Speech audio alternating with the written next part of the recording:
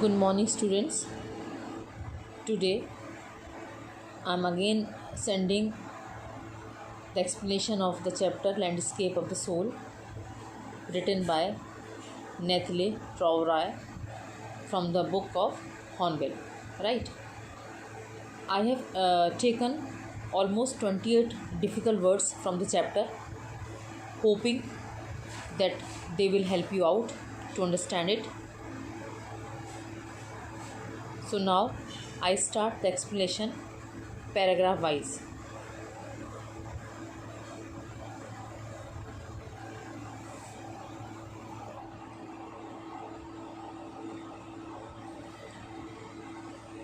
A wonderful old tale is told about the painter Wodowski, who lived in the 8th century. His last painting was a landscape commissioned by the Tang Emperor Xuanzong to decorate the palace wall.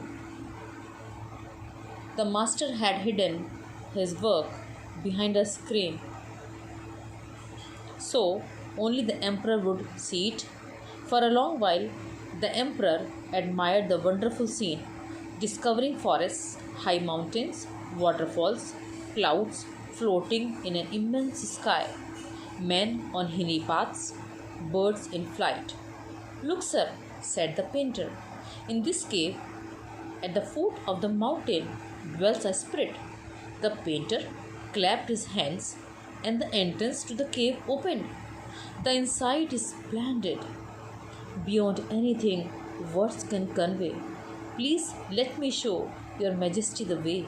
The painter entered the cave, but the entrance closed behind him, and before the astonished emperor could move or utter a word, the painting had vanished from the wall. Not a single trace of Wodowski's brush was left, and the artist was never seen again in the world. Now, see, children, in the very first paragraph, there is a story of Chinese painting. There is a wonderful story about the painter Wodowski, who lived in the 8th century. His last painting was a landscape, and the Tang Emperor Xuanzong commissioned it to decorate a palace wall. The emperor admired it a lot. Why? Because he found the scene of forests, waterfall, clouds. The painter requested the emperor to look into the cave in the painting in which there lived a spirit. The painter clapped. The cave opened. He entered it to show its inside to the emperor. But the door closed behind him.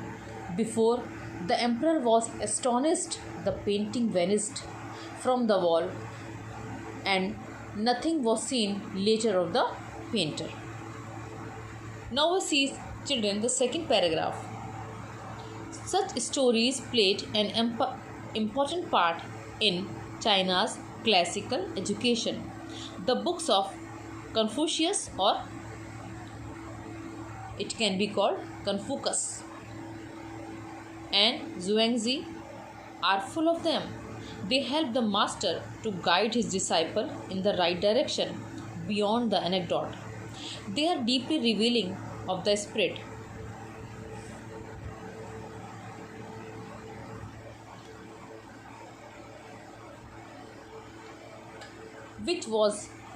Which art was considered contrast this story.